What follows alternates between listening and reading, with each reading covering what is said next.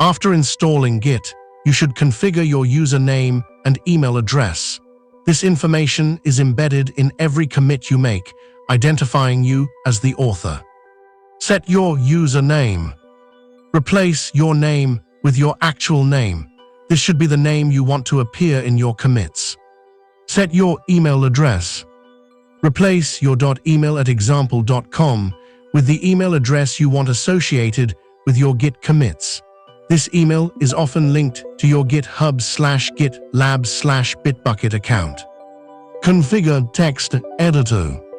You can set up a default text editor for commit messages. For VS Code.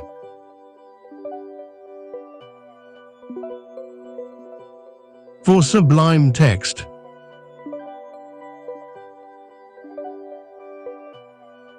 For Vim.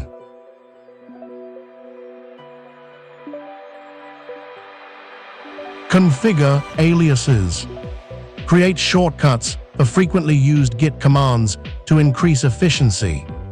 Now you can use Git co instead of Git checkout, Git br for branches, and so on.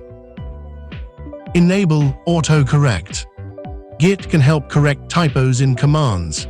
This setting will suggest the correct command if you make a small typo. Set default branch name.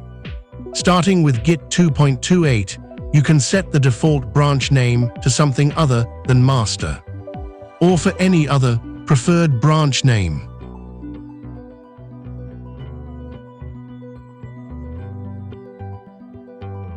Configure SSH key. Using an SSH key can simplify authentication when pushing and pulling from remote repositories.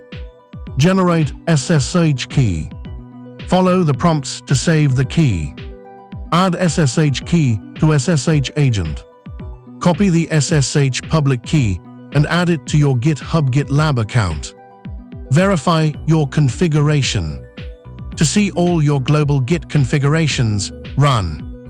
You should see your username and user email listed. You are now ready to start using Git for your projects. Subscribe and share the video for more.